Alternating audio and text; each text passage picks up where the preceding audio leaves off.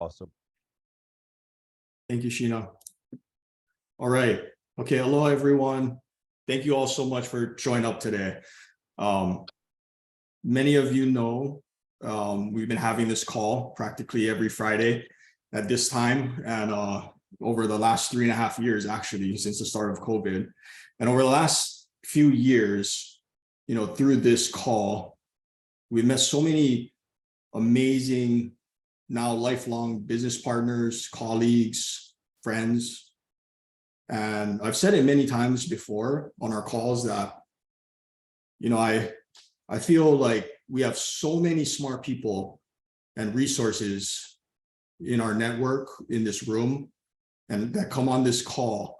And I don't think there's many problems that are too big out there that all of us can't solve together, right? So I know I've said that many times. And so today is the day we finally get to prove those words, because as you all know, we have a major crisis on our hands right here in our own backyard. And it's quite the mountain to climb. And this is our Everest. It's thousands of people are in need of housing right now, like Ernesto was saying. There's 55 confirmed deaths, and that's just what they can confirm. And 55 deaths and counting, with over 1,000 people still missing. There's estimated 1,000 structures destroyed, some that were historic landmarks now burned, turned to ash. So there was over 12,000 people without power. I don't know the latest on that. They're running out of food, water, medicine, and other essentials. Billions, with a B and an S, of dollars worth of damages estimated. And the entire town of Lahaina is gone. So, not to mention, the nation is watching. This is national news. So how are we going to show up was our question. And in our company, we chase leadership and all of its qualities every day. We aspire to be leaders in business, in life. And like my dear friend Leila and our COO always tells us, all of us dreamers and visionaries, don't talk about it, be about it, right? So now it's time to be about it. Wednesday evening, we had a little huddle where, to talk about what we can do to help, thinking about the amount of devastation and loss from those brush fires, specifically in the Lahaina area of Maui, and consuming all of the content that's out there is quite overwhelming, to be honest. So, and it's very sad to see that Lahaina, such a prestigious town, is now gone. So the first question we have to ask ourselves is, where do we even start to help, right? And the answer is right here on our Friday coffee talk call, with the same call with the same people we made it through COVID with, the same call, same people we made it through the ruthlessly competitive, sellers market of 2021, and the interest rate hikes that we're seeing today. So this is where we start. We've been through a lot already. I feel like we're battle tested. And there's a lot of people, friends of friends, who are on this call too. And I'd like to thank you guys for showing up. The second question we have to ask ourselves was not really a question, it was more of a statement of remembrance to ourselves, which was, are we willing to make the proper sacrifices to actually help these people, our people, in a way that actually makes a difference? So this is why we're here today. And I commend each and every one of you for showing up. So that's our problem that we're seeing. That's our Everest. And we're here to discuss openly and together the best ways that we can help. So a little bit of housekeeping, since we are going to have a lot of conversations here, is this call is going to be run a little differently. I will facilitate the best I can, me and Kekoa and our team. And time is of the essence. We're here to take action, get results. And when you have the mic, we just ask that you please speak with intention and do your best to ask clear questions and give clear statements and answers. Let's not add more chaos to the chaos. Let's be the calm that comes to the chaos. So if you have a question or something to add, please raise your little virtual hand that you have over there, and be ready to be called on. If you can also drop anything that you I guess, want to say, or any questions in the chat, because we'll have our team watching the chat. And then also maybe guys from our team, if you can kind of just raise your little hand so that everybody knows, can identify you guys. You can reach out to any one of us. And if there's any questions, of course, feel free to unmute. So normally our calls are held to about an hour, but today we'll go for as long as it takes us to start connecting people and resources and start solving problems for everyone over there in Maui. So the goal here is to get clear direction, because there's so many opportunities to help.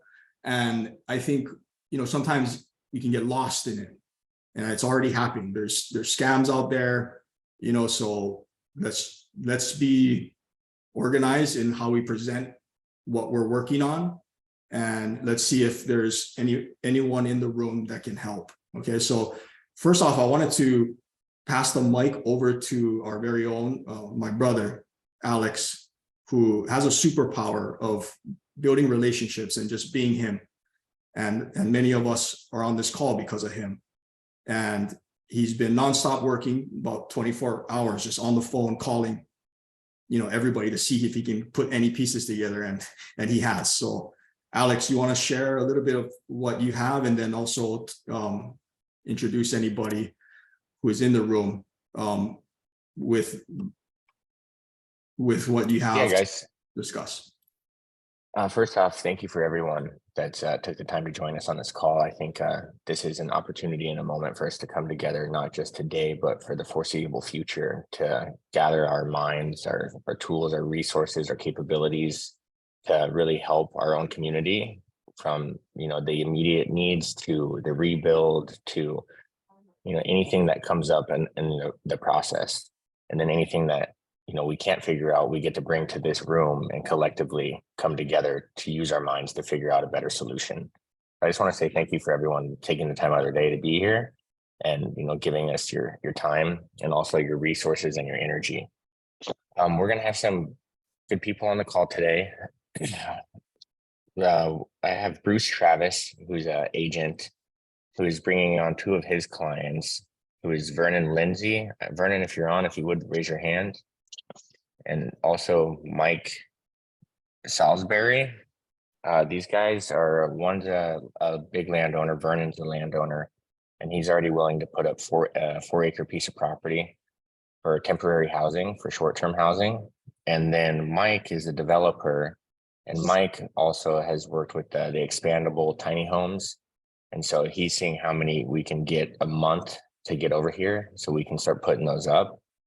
So there's already people that are, ready to take action, and I'm sure a lot of us already are taking action. But I feel like that's going to be kind of the goal of the call, is to find out, who's willing to put up land, who's willing to do what, so we can start expediting and getting behind these movements. Whether it's if we got to donate money, or if we got to put them in contact with the right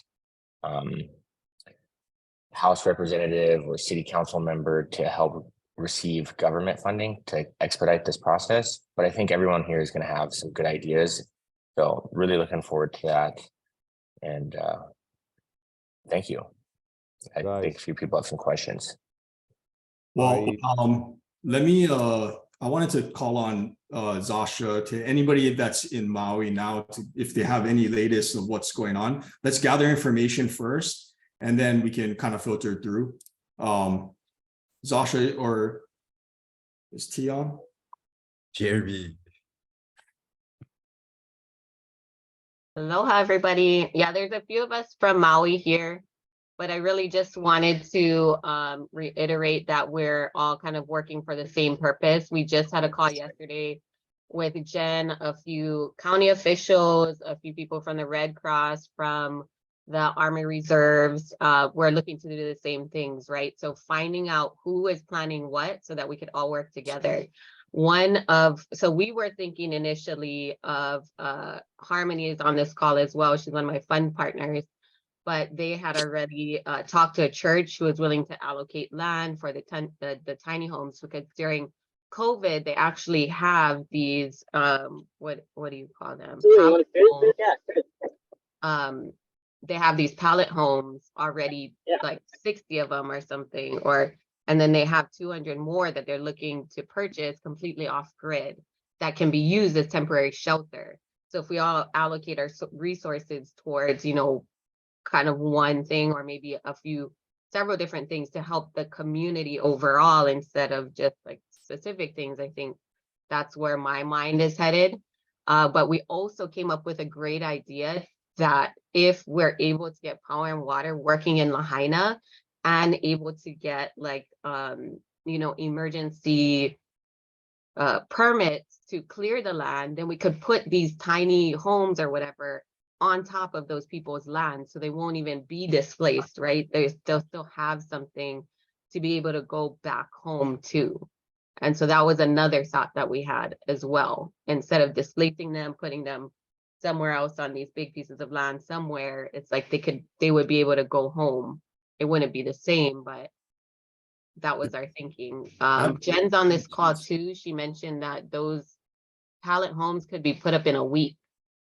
So it's just about what's happening out there. If we could get the water and electricity out there, or even if we could make them off grid. I don't know, Jen, did you want to hop on and talk a little bit about that? I don't know where she went on here. Sasha, are you guys listening? Yeah, we can hear you. Yes, I am working on a supplier that could provide up to 100 capsule homes. These are homes made in China. I'll share those with you. And then yesterday I talked also with the cabinet of the governor here, and then told him we have something moving in that direction. Again, my concern is the government of Hawaii, in reality, and then excuse me my honesty here, but not being from Hawaii and learning how to integrate with the community the way we do and the love we have for this place, and seeing the government behavior at COVID, especially on permitting, zoning, and regulations, I think our worst enemy is the bureaucracy here. And I requested a meeting with Josh next week, where I'm going to present him a letter of intent to bring 100 units with funding, if they can get the shit together and put utilities in place and remove all red tape. Because in reality, we all know what's going to happen in Lahaina. If that's not done, Fuzz, I hope you're listening. All those small businesses, all those mom and pop stores are going to be wiped off. There's absolutely no housing on that area. The only affordable, old rents was Lahaina town. Even the people that work in the resorts there don't have a place to live. So in reality, if there's not a really solid political pressure, and I think we're doing a great job by uniting here, what's going to happen there? I think I know the answer. A year will go by, they're going to create new zoning regulations, people will try to collect insurance money and move on, and that's going to be sold to a hotel developer to redo another one. Okay, well, Ernesto, let's talk about stuff that's like, we got to talk about stuff that we need to get done right now. So I think, Cody, Joshua, what you're saying that you guys need, what do you need? So for us, it's just like Ernesto kind of mentioned, it's us getting in touch with county officials to see if this is a viable plan, because we were thinking about providing temporary shelter, but if this all pans out and they can be at the shelters just for maybe a month or so while the red tape gets done, and we can, fast track these permits to just like excavate, flatten out the land or whatever, get get through all of that. And I know there's going to be environmental concerns. They've limited the amount of people going to that side because of all the smoke and everything else. They're still cleaning up dead bodies. Like there's a lot going on out there. And even recently they've been just the community has been using their own businesses or their own boats to like get supplies out there. But I think Harmony is on here too. She works with the Army Reserve. And it's not that I think they don't want to help. It's just that there's so much going on that it's difficult to assess where everything is at. Cody, Sasha, my suggestion, Cody, being answering your question is, I think you guys should create a list of all these investors together and how much we represent, and we should request an official meeting with the governor, Yes. you know, and clearly understand. I've done that myself, but I think if we go together, you know, and I can help arrange that. If we go together, showing here's all, you know, all the small investors of Hawaii. Besides us, you have the big boys, you know. What can we do? How can we understand what can we do in terms of regulations? Because my concern, Cody, is we can be talking here ideas all day, and Sasha will agree with me with that. If we don't know clearly our boundaries and the support we're gonna have, it's not gonna get anywhere, you know. And so I think first, you guys should, one, get together a list of everybody, you know, that's together. We can create a group, a name, a association, whatever.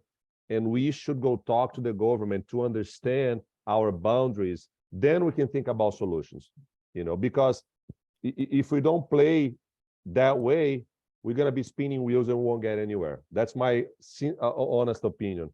Also, you know, I think we should try to think of a support, you know, lending wise, you know, because when the market changed in November, you know, I had a lot of loans expiring, and instead of getting support, I was getting extension fees, boom, boom, boom. And right now, what am I doing? I am hurting on my pocket to help people. And I bet all these people here are too, you know. I have houses that I could be selling that I'm putting people there. I'm not, how am I going to remove these 5 families that I'm placing this week from a property that I have to sell? But Monday, I receive a call, you know, saying that my loan will expire and I need an extension fee for 2 points. So I think we also should get together, you know, and present, you know, how much we represent and what kind of support financially we're going to have so we can help more, you know. Ernesto, I think that's so. Can I say something? Can I say something, guys? Forgive me. Introduce yourself, please. Sorry, my name is David Fulmer. I own a roofing company on Oahu called FBC Roofing, and multi-state. But anyway, in the mainland. But I started it here on Oahu. I've lived here for 27 years, and we have a private tuggy that's going to be taking over a little mini X and a skid steer, and we've been in contact with the governor's office and the mayor, and I think in the media, in my mind, as a general contractor and being on the ground and doing a lot of demolition, there's a much needed small heavy equipment operating that's super needed right now on the small term that can go in little shipments on the smaller tugs. So someone said, like, what can we do in the immediate? There's and meeting with the meeting I had with brother John Mizuno last night on the phone, he said, hey, Dave, there's one thing. It's just the red tape is so thick, and FEMA, once the feds get in, it's nuts. And talking to family and friends over in Maui, they, you know, there's just a lot of chaos. And I said, what can we do on the small term? Is I think that we can do small little shipments. Like me and my brothers and a few of us are putting together a ton of water, plywood, tarps, just temporary little shelters that we can go. We're trying to, we haven't succeeded yet.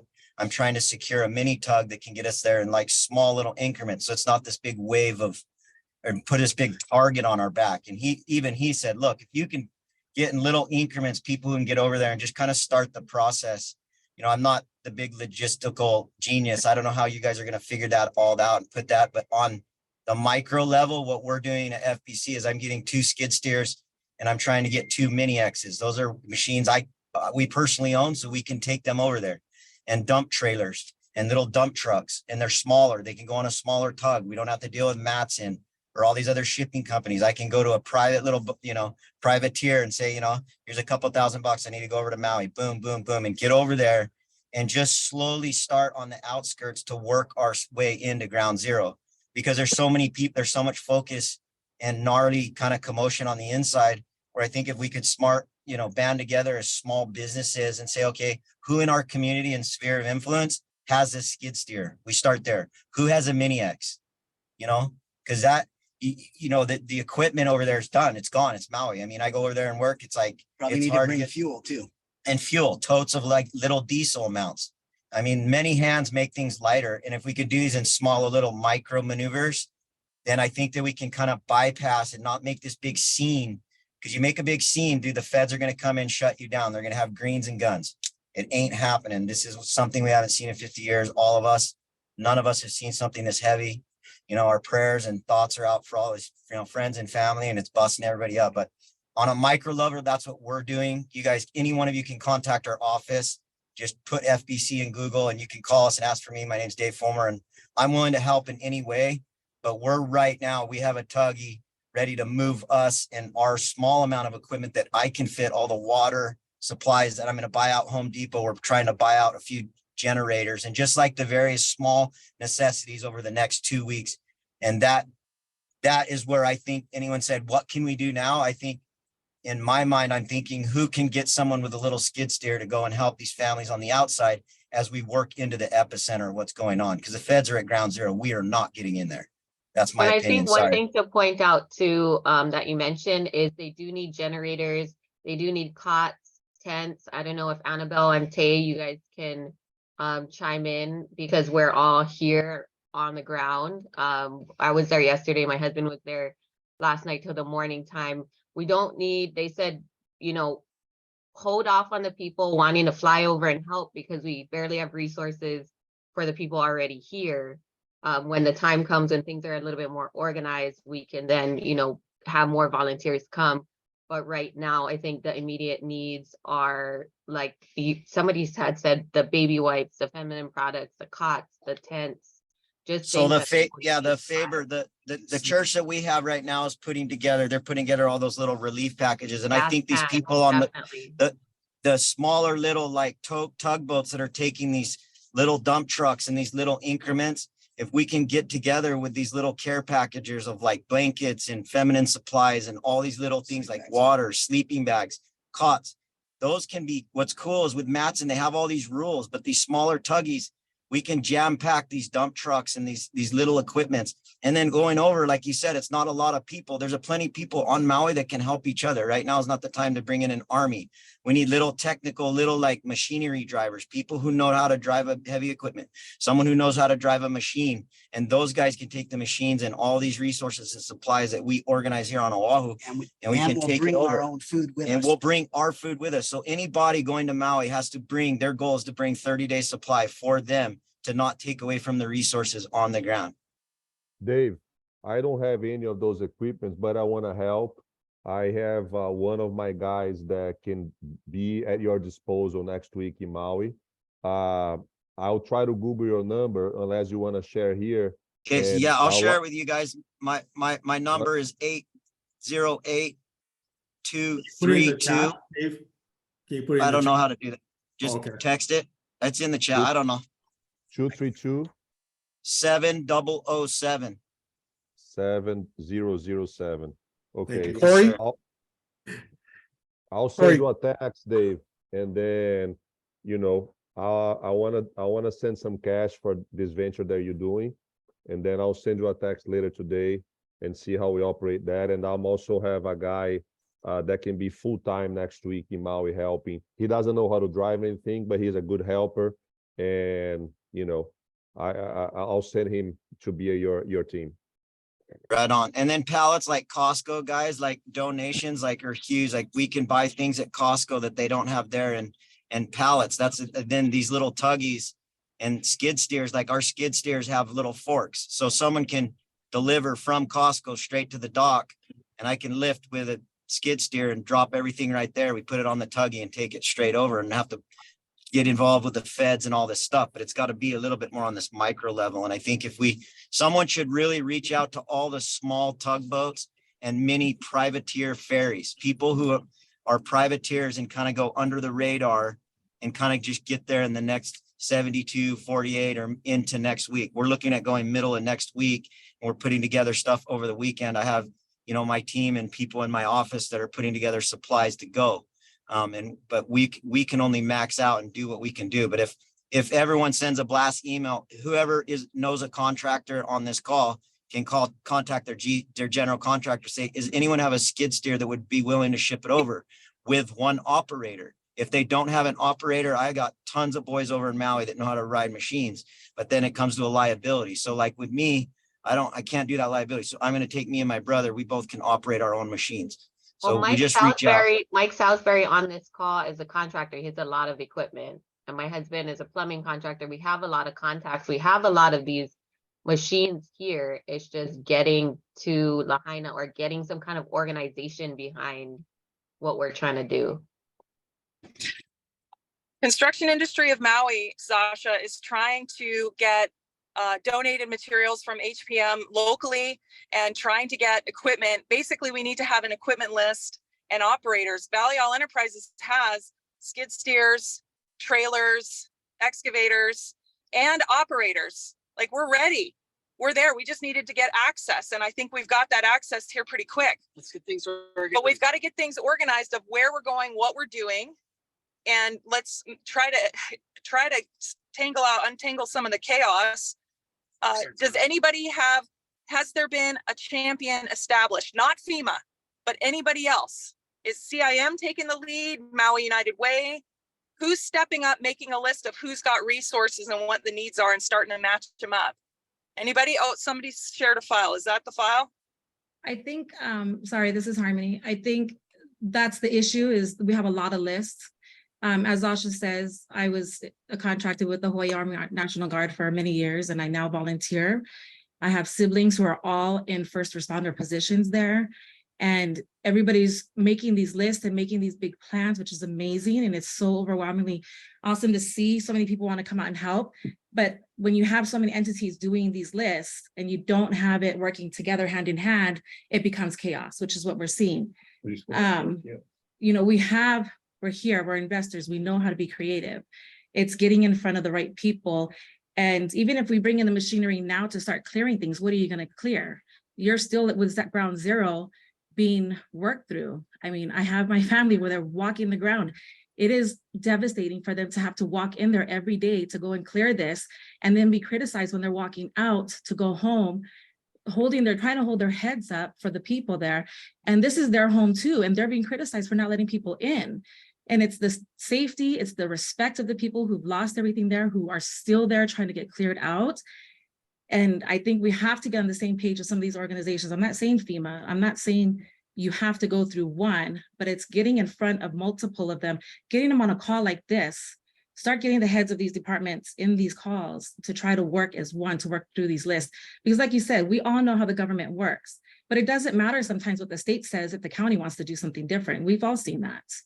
So I think it's getting our officials, getting these programs and organizations on the same page, accumulating their lists. We can come up and get all of this done so much faster than what they are thinking it can get done if we work together. And I think getting these organizations working with folks like us, and then pulling in the politics, because then they can see we have a united front and we want to work through and support what they want to put in process. We just need to find a way to expedite it. Guys, I'm going to jump in right here. I'm going to go ahead and I'm going to make an introduction. We have Mr. Abe Kwok on the call, and Abe has brought some guests that I want to give him the capability of introducing, because I feel like his guests are going to be able to help us all get on the same page and go in one path together. So Abe, go ahead, my friend. Hi, everyone. Thanks for the opportunity of Kiko's, and I appreciate Kikoa, Corey, Alex, Leda. You guys are heroes to put this together. And I always impress Ernesto, you're the man. We try to connect with you. And you are in the ground zero over there and try to help. Thank you, and you all guys are heroes here. So I'm not just I'm the chairman for the Hawaii Restaurant Associations. Also, I own the Mauna Kea Marketplace in Chinatown, Honolulu here. I was talking about fire, and it's heartburning because when I noticed Chinatown was burned one time, it was not fun when you get burned to death. So 55 lives have been taken away. So I'm going to quickly save the time. I have a city official here. He's from Oahu, but he's well connected. His 5 governors work for state representative, Mr. Kelvin Say. So Representative Kelvin Say. So Kelvin is with the city council right now at Honolulu, Hawaii. And I also have Cheryl Matsuoka. He's our executive director for Hawaii Restaurant Association. She probably also can chip in to tell you what actually happens with the utility contractors, because they're the ones that really gets the call at the governments, what they're planning on restore these places. So, and then Cheryl is also executive director for the utility contractors of Hawaii. So Cheryl also have probably a quick solutions and what gets the product or the food to the people. So, and I might have Andy Wong here. I'm not sure he's on the line. He's our vice president of L&L Corporation, and he's also an incoming chair of the Hawaii Restaurant Associations. And we're also talking to Kyle Yamashita's and his legislatures for Maui City Council. So for the Housing Finance Committees as well. Well, with all that said, guys, I'm going to just describe two things that from two of our members. They are the heroes on the ground.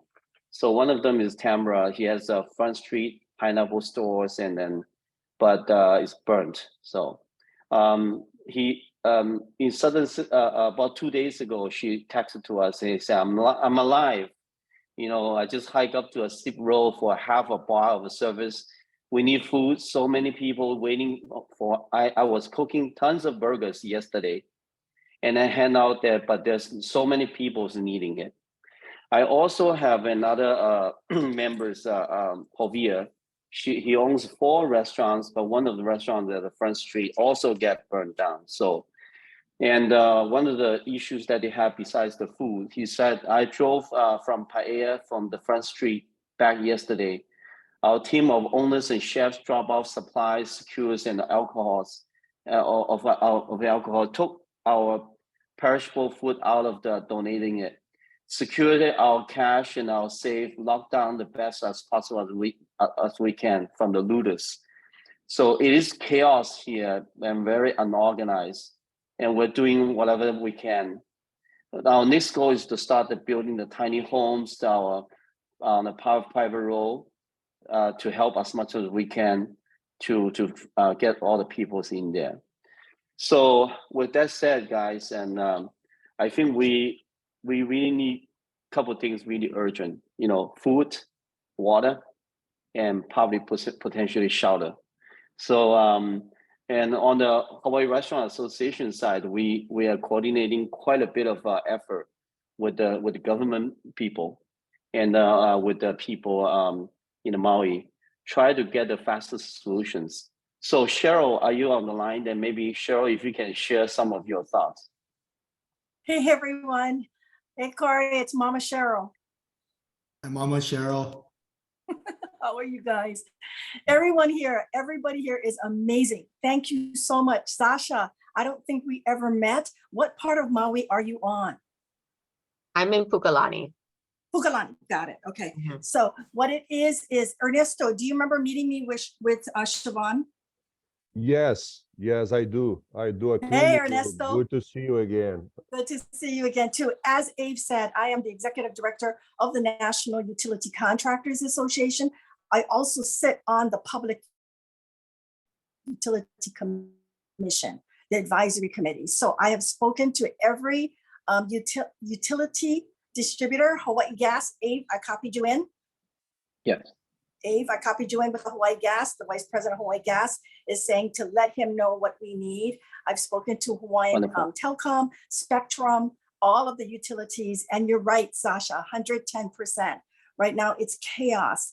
Governor Green has told me all he's looking right now is for federal monies and dead bodies. Right now, they're missing close to 80 people that they cannot find. And that's what is really what they don't want is more chaos. I just got off the call, Ave, with over 100 of our industry leaders. I just sent it to Layla and Corey. It was the Maui Food Bank. It was the Red Cross. It was Maui United Way, Haima, HFA, Ave. I'm going to nominate that guy, I swear. What they were able to do was to get Costco to donate a container of water. That's the Wow. volume of stuff we are asking for. Containers of non-perishable foods. They don't want the small, case of mangoes. They don't want a case of tomato sauce or a case of Simon, because that is really difficult to get it from Oahu to Maui, unless you are on Maui. I agree 100%. I don't know his name. Who is the gentleman from the heavy equipment? Dave. David. David, Hey, David, you Yeah, are yes, ma'am. 100%, David. David, you're 100%. When I spoke to Hawaiian Telecom, I spoke to the top guy. He's saying that it took out their transformer, that main Hawaiian Telecom device, whatever it's called. It's not called a transformer, it's called their machinery. And you're right. They're saying they can't even get in. They're flying their people in. I told Ave every day I'm flying them out because there is no housing for the crew that they're trying to send in to just assess what's the damage, how long is it going to take to repair, and what do they need to order to replace communications. The temporary cell sites are going to come up soon, and that's going to help with the communication. The group that I just left, and this is a reply to somebody who was saying that they had like generators and things like that. What they're saying is, you're right, there's so many different lists going on. I shared with Corey and Layla our list, Ave, so they can go ahead and start adding to our list what resources they have and what resources can be provided. When we sent out our our email blast to the restaurant industry, and that email list, as Abe knows, and Layla knows it, Layla used to manage that list, is over 7,000, and the utility contractor list, which is a couple of thousand. We are having so many people who have like a small little, mother-in-law unit that they can have someone stay at. We've probably on the list that Abe has like 20 of them who are willing to allow people who are displaced. And you're right, Sasha. I personally know people who has lost their homes, lost everything, and they're just walking around stuck in a shock, and they need help. So I appreciate this group. I've shared everything with Corey and Layla. I just want to introduce myself. Oh, and I am the executive director of the Hawaii Restaurant Association, which is where most of the resources are coming, and they're asking for monetary, number one, large quantities, like container loads of things. Hata is sending theirs over, Ave, on Monday. Outrigger is sending their container on Monday. And luckily, all these people are pulling together. And you're right. So If Corey's going to lead this group, Corey, you need to organize the group and be sure that you come with a like Ave will say, right, with the clear, concise plan of what you can provide to Maui to get over this, because it's going to take can we break, is there any way that we could break this down into bite-sized pizzas? Because there's just, to me, there's so much, and the way I kind of compartmentalize and broke it down in my mind is like, I know that if we could break in some type of, everyone here is almost like a captain, and that captain is trying to generate one 20-foot container. And in that container is a list of things. There's 22 cases of water, 22 of this non-perishables, and everyone's responsible for stacking one 20-foot container full of these items and these necessities. Because I know with me and my brothers and a bunch of phone calls and going to Costco myself, that I could put a team of 5 people together and stack a 20-foot container full of these supplies that you guys are talking about. And then we get one of these smaller, like I was saying, tuggy companies or even Matson if they can. But if we can generate these, more bite-sized, digestible right now moments where each one of us could be some type of team captain and only in our little sphere of influence.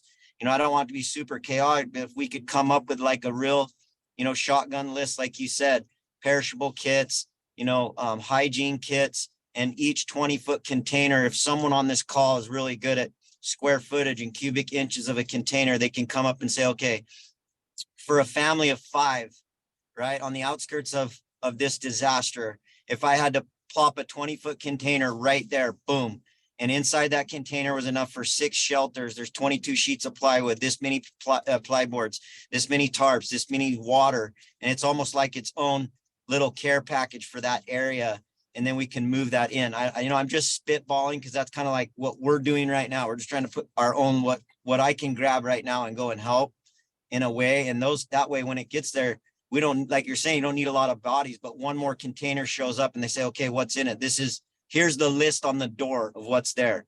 Boom. And one of those could land every 6 blocks or whatever it might be.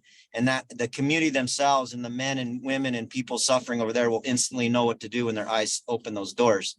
But to me, if we could maybe on a smaller level, each one of us assign ourselves to be a team captain and commit to getting a 20-foot container stacked with water, and like you're saying, non-perishable foods, and someone could create a list and email it to everyone on this call and say, okay, my responsibility the next 72 hours, get donations and fill a 20-foot container, and we return and report on Monday. Like we it. Get those, you know what I'm love that saying? Because it's idea. like, I promise you, from talking to John Muzono and everything and going through some heavy situations when the feds get involved, and I've done federal work, I'm telling you, they're going to shut down a large movement. And it's not because anything. I love my country. I love the government. But I'm telling you, once the federal government deemed this a natural disaster and FEMA's in, they are not going to let and they're going to listen to our calls. They're going to send us a representative. But just like the state representative said to me last night on the phone, Dave, he's like, Dave, if you have any troops that can just go under the radar and get over there, just go, please go. This guy's from the government, because he knows as well as I do. He knows that they will shut us down on a huge scale operation because it's their show. It's their show. But the problem is there's so many of our brothers and sisters suffering that I know what I can lift that's right in front of me.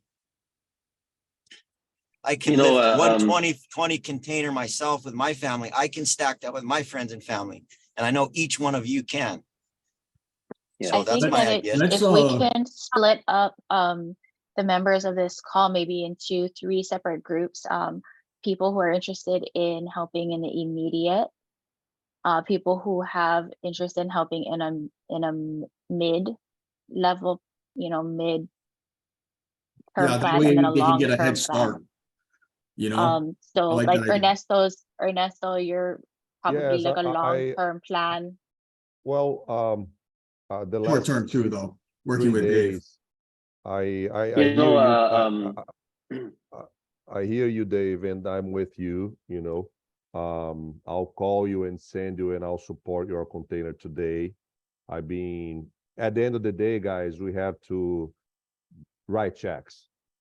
So I am very concerned with the housing situation of the community there, and my concern is I've been placing families that I know of, friends of friends. My best friend lost the Bahia Fish Market restaurant. So just on his restaurant, there's 60 families that are moving to the other side, Kihei, Haiku, Pukalani, and I'm putting them in projects that I have going on right now. I don't give a fuck. I'm not supposed to do that legally because of my loan. I have land and I have developments going. So I think what I'm doing is, one, I want to raise, and I'm going to do that, private money on big donations so we can create a private support for these families to reestablish their lives in terms of housing. What I mean by that is rental support, money for food. These families will need to restart their lives on the other side of the island or another island. You know, that's immediate because that's next week. You know, I have these 5 families and I have 5 more that I hope to place by Sunday, that they have 2 daughters and they were staying in a little room for the last 3 days. So I'm really focused on that, and I'll share with the group once I have the paperwork ready so we can go. And then, you know, I think we should try to understand landing wise, Corey, Alex and Kekua, what can be done for us to help more, because I'm putting people in developments that I have a payoff coming, you know? So what happens in that equation? Am I going to get a break to help the community or not? You know, because at one Well, point we can talk. Yeah, we can talk. Another one on housing, guys, is we have a resource. I've reached out to our Area 70. I'm a member of the LDS Church, and we have dozens of chapels on Maui and throughout the islands, and mass amounts of resources that are being generated from the LDS Church that's going to be coming very soon. And so I've reached out to the Area 70 and I'm waiting to hear back from him, but the chapels are set up as massive shelters, and there's a lot of members in the church that are willing to, you know, invite people into their home and whatnot. So please, when you get the housing list, is someone, I don't know who can put a list of people of names that need housing so that we can have a snapshot of people that actually need a place to go. And that will help. That'll help us and definitely help with me in contacting our, I'll put that together. Yeah, because then if I have a number of names and like, you know, mom of 3, whatever it might be, and what area, we can talk about getting that out to our members, because we have thousands of members on Maui in the LDS Church, and this is right up our wheelhouse. We've gone through this many times, and everyone is super willing to help and ready. They're already. I think there's already a list like that out there. It's just getting all the resources together in one place. And like you mentioned, it would be best for us to get somebody on the county on these calls or on board to update us, because they started I have family out in Apili. They started opening up the hotels so that people could stay in the rooms as well. So there's like different efforts going on to kind of do the same thing. So if we could just move. No, I talked about the hotel for this. Hey mom, can I go hotel with Timana? Okay, sorry, yes.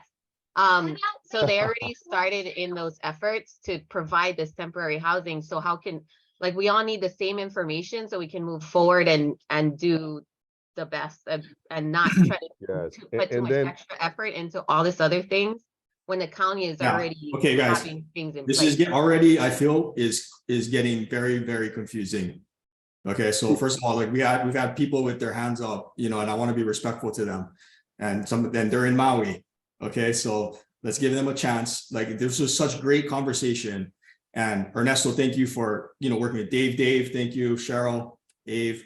But in order for us to actually make something happen, we can't just talk about this. You know, every idea is probably a good idea, but it doesn't matter. Ideas don't matter if there's no execution, and there's no execution if there's confusion. So let's one at a time talk about. Let's start. I liked you know, what Alex said, and what we're alluding to is like, let's start with what we need now. Let's talk about that first. We have all day, guys. I'm gonna be here all day until we figure this out. So there's no rush. You know, if you guys want to take a break, come back, like that's fine. But let's start with what we need right now. What is the red tape, the bureaucracy? Who do we need to get in front of first? Because Dave clearly sees a solution. And so if that truly is a solution, then we need to get behind them, right? So let's slow it down. Let's get focused, and let's start with what we need right now. Annabelle, thank you for your patience. I think actually from hearing everybody talking and what's going on is, one, we need a list of all the resources. We don't know who's putting together a master list, but like how they were saying, the Realtors Association of Maui is already taking information of who needs housing and who has housing that like people can open up to anybody that's displaced. So I think it's like, you know, how we partner amongst ourselves. And we need to partner with the people that are already doing this instead of reinventing the wheel. So just getting a list of all of those resources, like, and I can get with Zasha and Teva and whoever else is on Maui with this, is just like compiling that list and building out micro teams. Because there's also, so I used to work at the council member's office last year, and there is a guy who is really, he really advocates for Maui and like the community and stuff. So if we connect all of us with him, who knows how to run committee meetings and who knows how to testify and how to get around this like county legislation, like he's a really good resource as well. So it's kind of just plugging into what's already there, who we can team up with that's already doing it, and build out those micro teams so we're not overwhelming ourselves and stretching ourselves thin. Who is that, Anna? Who's your? Junior, Nicole. Okay. If you're gonna be here all day, is he able to jump on, or somebody can call him right now and he can take time out to jump on and kind of go over it, or is that impossible?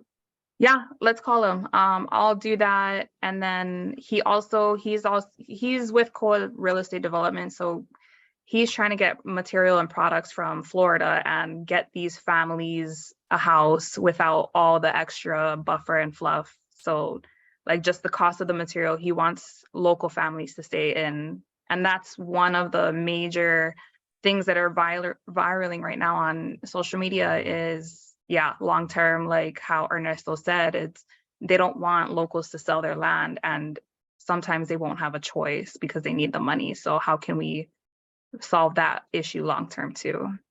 So Annabelle, I guess it sounds like you guys are aware of a list that's kind of started. I agree. Like, let's not work hard, like let's ride, like let's work together. So I say, it sounds like this list is very important, right? Especially for the needs right now. So I say, if somebody's going to volunteer to spearhead that, and maybe that's you, Annabelle, to compile the best list. Now, what is this list? Is it hard copy? Is it in the cloud? Is it something that we can all see publicly? Is it live updated? Because it would be great to have like a Google Doc or something, or like, yeah. Corey, Would it be too annoying? To. You guys, would it be too annoying to do some type of Maui relief text thread, like a massive group text thread, so that we can get texts on the go? Or is that possible? Or you know what I mean? I don't know if someone can put it together. And then I'm gonna be jumping off. I gave everyone my number. I'm so sorry. This is Dave. I've got to go. Dave, We're trying to move 2 containers right now. What I'm gonna do right now for you guys, and I'll return and report. You have my number. Please put me in a text. And anyone text me, I'll send them my email.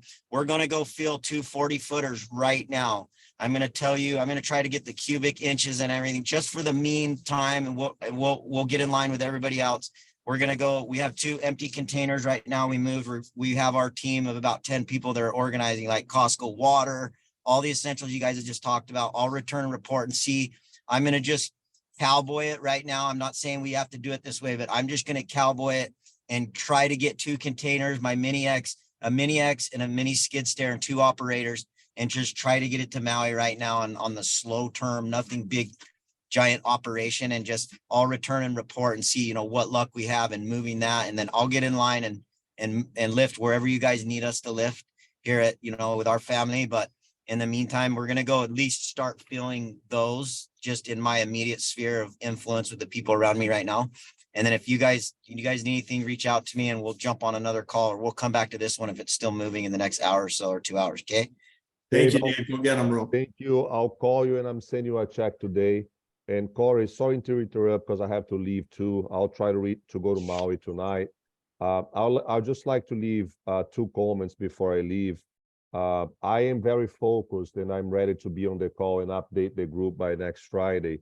My goal is to raise a lot of private money, so we can help these families to reestablish on support.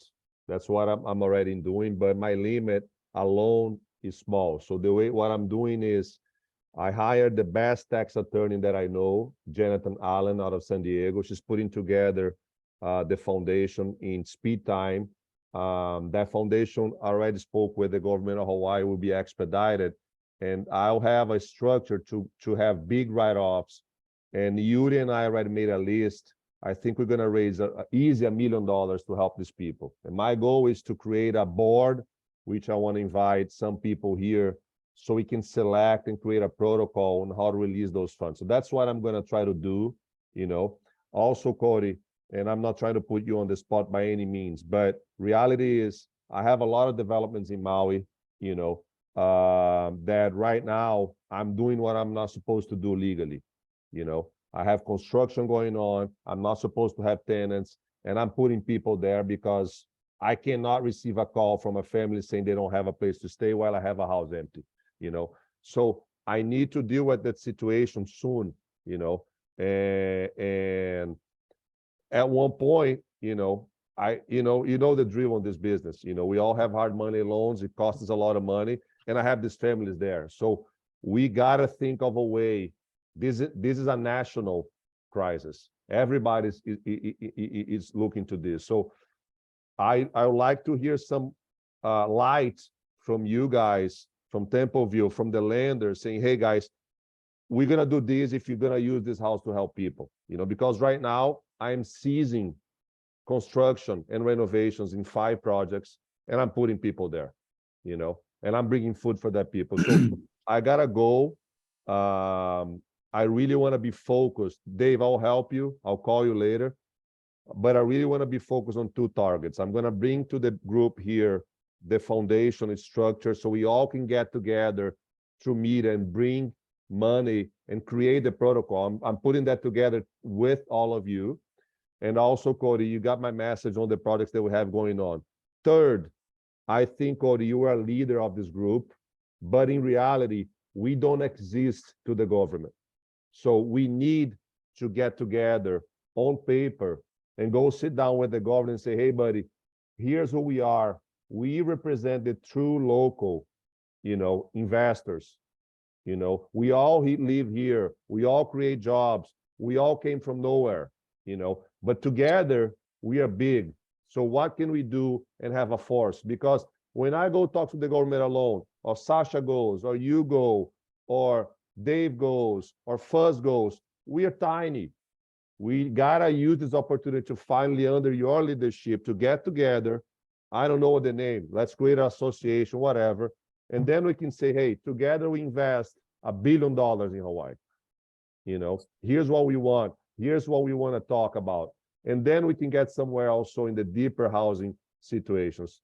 But I gotta go. I gotta head to Maui. I'll be on the call next week, and I hope to bring, you know, I'm taking the responsibility of putting this private fund together. And it is for all of us. I want everybody involved. And let's catch up next week. And I'll call Dave and send him a check this afternoon. Thanks, guys. Thank you, Thanks, Cody, Ernesto. for putting it together. Thanks. Sorry Okay, for just the following we'll the talk later. chat. Oh, sorry. Bye, Ernesto. Bye, guys. Just following through the chat.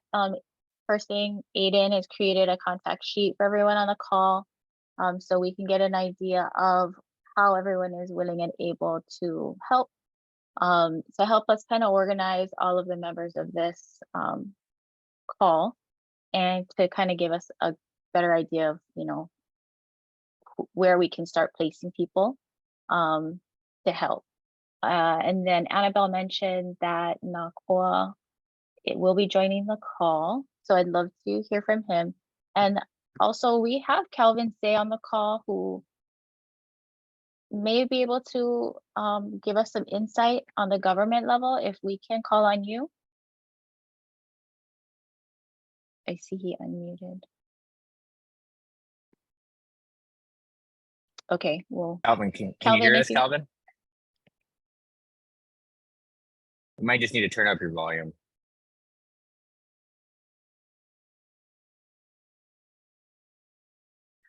Okay, well, maybe while Calvin becomes available, it'd be great to hear from him. Nakua just joined the call. Annabelle, you want to introduce? Was it you, Annabelle? Or Yeah. Let me see, where did he go? I don't want to put him on the spot too. He's- Sorry, he's still showing as joining. He hasn't Okay. quite completed the join process. T, did you have a question? If you guys don't need your hand up, please put it down. Oh, I met him again. Okay.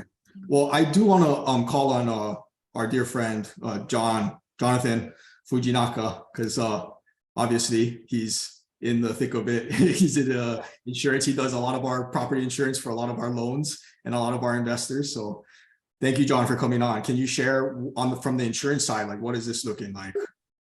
Hey, everybody. Again, thank you so much for being here. We really appreciate it. John Fujinaka, Pyramid Insurance. I've met many of you, and I hope to meet many more. Real quickly right now, we're looking at 1 billion in property losses. It's going to be massive. We're looking at about 1,200 structures. The losses are spread out across insurance carriers, so it's going to be greatly affecting premiums, claims. Right here, right now, I'm just letting you guys know. I put my name in the contact information. I'm going to put it in the chat as well. I want to be a resource. If you guys need claims, questions, or guidances, there's a couple of us that are on the call that's been reaching out to me. If I can at least guide you to the next step, give me a call, because I know that some people don't even have copies of their policy.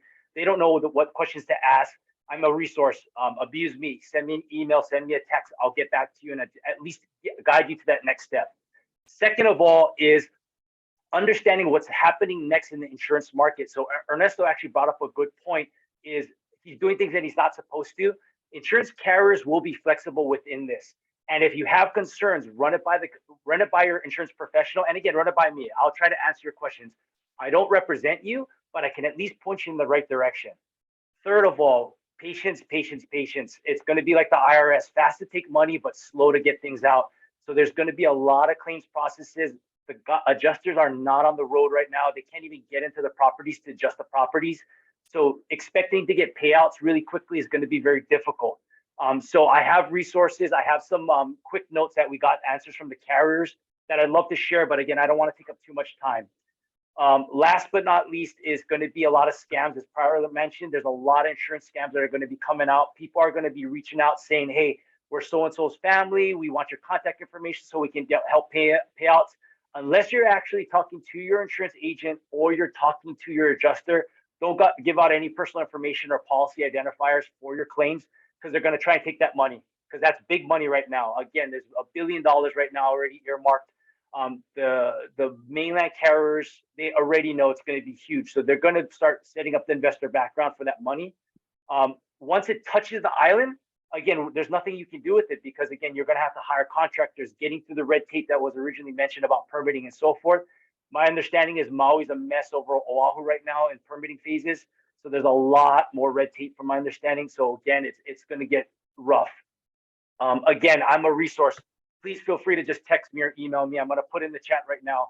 Claims, you just need some guidance. What's the next step? I'll give you that guidance. And again, don't be afraid to reach out to your insurance professionals and ask them the questions. They will be overwhelmed, but know that they're trying to help as much as possible. It's a really fluid situation. Corey, thank you. Thank you, John. Appreciate it, brother. Quick question for John, sorry, can you repeat that portion? Because I think that would be important for us to put out on social media about the insurance scams. I mean, we have so many people with large platforms that we can start putting, even FEMA, they're trying to put in claims already without going through the insurance first. So just kind of giving that extra guidance. Sure. So one of the biggest ones is right now, even at the insurance carrier level, we're getting these web requests that are saying, hey, I'm so-and-so's daughter. The difference is because the email address doesn't even match the name that they're asking for. And they're saying that the house was burnt in Lahaina. Here's the address. We'd like to start filing a claim. What is the policy information? How can we get it? It looks legitimate, but what they're trying to do is they're trying to fish for the address, policy number, effective date, so they can make the claim directly to the carrier and then redirect the money and payouts to their address instead of the actual named insured. So they're just trying to pull policy identifiers. So again, if there's somebody that says, hey, I'm from Island Insurance, but the number doesn't look right, the email address doesn't look right, and they're saying, hey, we have a claims number for you, here's the phone number, but you didn't initiate that, be very weary about that. Make sure that you are the one initiating the claims information. You're the one that actually called the insurance carrier directly to initiate the claims information. Your claim is like your purchase order as well. So that claim number is where all of your payments and your work that's going to be done. So make sure you hold on tight once you get a claims number assigned. The second one, again, is the adjuster themselves. Make sure you know who you're talking to. Again, a national call center is one thing, but the adjuster is going to be on the ground that's going to guide you to the next process. So again, if somebody's reaching out to you that you never reached out to, be very wary about that. Do not provide identifiers and just say, hey, wait a minute, you know what? Let me call my insurance company to verify this information. I'll take the claims number you got. But most likely, if you call that number, then match the claim number, they have nothing in the system. It was a scam. So just, again, the main thing is don't provide any of your personal identifiers, your location address, your policy number, and even your full name. Sometimes just use your first name and the last initial if you don't want to like give anything further. Perfect. Thank you, John. And thank you, Also, Harmony. John, sorry, if he could touch on as well what they do first, because people are confused. Do they go to FEMA? Do they go to their insurance? Like, what is that process? Excellent question. Okay, so guiding to the next process. The first thing, of course, you want to do is, if you can at all possible, reach your insurance agent if you have one. They're going to initiate that situation where they're going to provide you your policy number information. They're going to initiate the claims with the carrier. If you do not have an agent and you have a direct number, like your national number, Geico, State Farm, Allstate, call them directly through their claims line, initiate the claim on your policy. That's the first thing you need to do, because ultimately, unfortunately, if the property's gone, the property's gone. You want to get the claims process in because everybody's filing at the same time. Just get the claim initiated. If you're in a situation where your property's still standing, initiate the claim anyway, because there's additional damages that you might find out afterwards. From there, mitigate the loss as much as possible. And again, this is asking a lot under the current situation, but as much as possible, the insurance carriers want to see you at least mitigate or lower the claims or the damages any further. If you can help put out the fire, whatever you can do, move things aside, remove any personal belongings, that helps. Document. Everybody's got a cell phone, take a picture. I know not much is left on total destroyed, but if you can take a picture of what was there, that just helps the process longer. Again, if we're chaotic and just yelling and screaming at the insurance carrier, my house burned down to the ground, that will not allow them to expedite the claim further. Providing as much detail, time, date, location, photos, any items in there, start itemizing what you find most important in the home. Clothing, pots and pans, TVs, a lot of work, but it helps the process so they can start pulling checks and putting money together. Last but not least, again, is patience. There's currently 5 adjusters per insurance carrier. And to give you an example, that's 5 of our primary carriers, Island Insurance, DB, First Insurance, Dietrich. They have 5 adjusters. That's 25 people. That's taking care of 1,200 structures, one property at a time. So it's going to be a long process and a patience. And that's why having your ducks in a row, being patient, putting the documents together, that will help the adjuster build that claims packet very quickly and then resolve the claim a little bit quicker. Sasha? Great question. That was a great question, Sasha. And thank you, John, for explaining that. Okay, so let's go back to what's necessary now. So it sounds like Dave had a plan, right? But then we're talking about the needs list, and there's so many lists out there. So how do we want to tackle this problem? Are we gonna bring in that, like Annabelle, find like the most up-to-date list, and then we just share it with us in the cloud? Do we want to say that?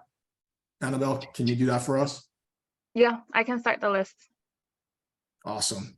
Thank you. And then please, guys, drop your contact if you want to be contacted and stay in the loop. Aiden posted a link to a Google Drive, and then we'll disperse updates and marching orders and plans for next week for accountability.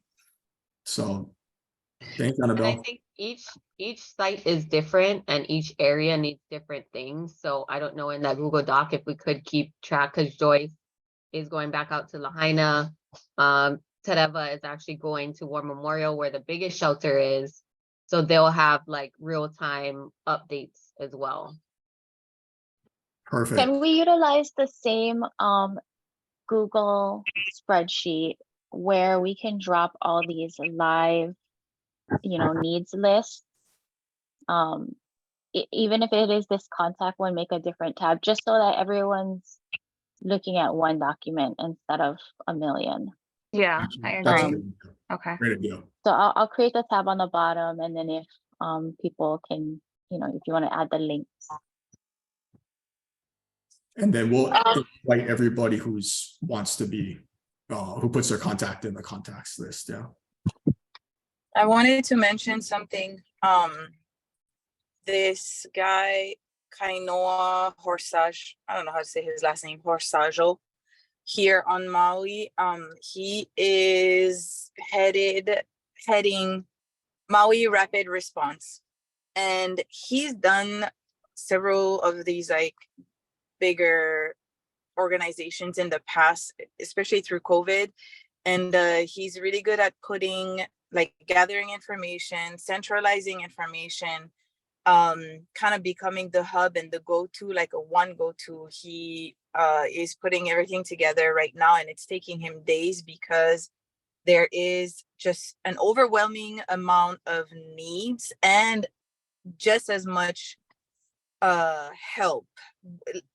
There's a huge need, and there's a lot of people who want to help, who are ready, and it's like in between we need a bit of organization and a bit of leadership, which is what we all want to do.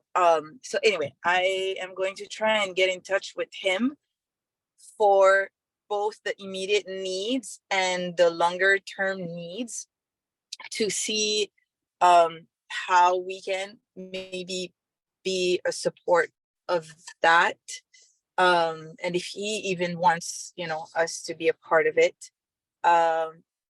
But I know that they're going to have a website up pretty soon with like a tab for verified foundations, and up-to-date, always accurate list of needs, items needed, and all that stuff. So hopefully I can get him on maybe the call also today or an upcoming call to discuss anything that he is willing to share with us. Or Kainoa is his name. His dad is an investor here on Maui and an agent. Did they give a timeline on that? I believe the website just was up today, but they're still kind of having to funnel a lot of information onto that. It's supposed to be the hub for it all. And it's so he's really good at getting in touch with the Red Cross, county officials, state officials, every find a contact person at every shelter to kind of just be communicating back and forth again, so that all of us who want to help can see real time needs and efforts. And so he's trying to be the hub, and he will get there. He's done it before several times. He's gonna get it. It just takes days to do that. I think he was the one that was on that call that I was mentioning. I was on a call with 100 people. All of them were leaders in the industry. And so he was the one who was saying that, yes, he's done it for COVID and he's but also there were leaders from the Weinberg, the Red Cross, the lady that has the white hair, she was there. So Corey, because I was on the call and I was invited to that call, I will get the recording and I will share it with Corey and Layla. Great. Thank you, Cheryl. Sorry, Corey, really quick. Sorry. Junior Nicole has to log off pretty soon. So I just want to introduce him real quick and then kind of let him talk about what he's actively doing right now. And if anybody wants to partner with him or join him and get on that council stuff. Yeah. So Junior, when you're ready.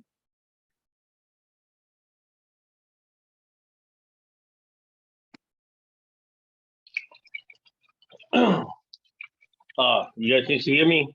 See me? I don't know. Wait, I don't know how to make operate this ball. Hold on. We can hear you. Loud and clear. Okay. Yeah. There you are. Okay. I'm sorry, you guys gotta see my ugly face, but too bad. Yeah. How's it? Great to have you, my name is Junior Nakwa. I'm from Lahaina. I just pretty much, I don't know. People call me this. I'm just like the voice of Lahaina. I'm a strong activist. I fight for Lahaina. I jump in front of the tractor so they know ruin our resources. Like our beaches and all that stuff. So And I want smart growth, building growth. So I do have a development group that I've been trying to get through the mayor's administration. They will fall on deaf ears because it's not about making money. I'm not gonna make pretty much zero money. But it's I just want to give a short explanation. One bedroom, one bathroom, I can build it for $50,000, and it's a nice house. It's hurricane proof. It's fireproof, termite proof. That's all we need in line. That's how you choke termites. And it's environmentally safe. Can be put up in 2 days.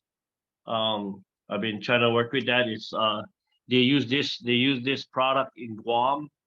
They did them on the last storm that they had, and then they just had a recent storm.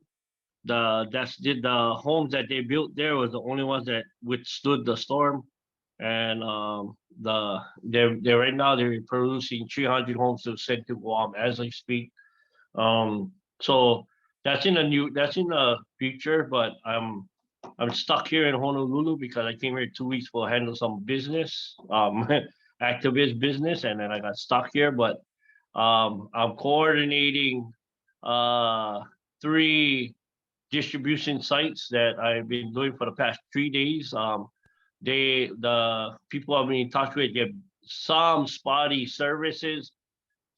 internet service because they're on the beach, so the thing kind of catch sometime. So that's how I'm communicating with them. We're getting gas, water, the butane canisters so people can cook.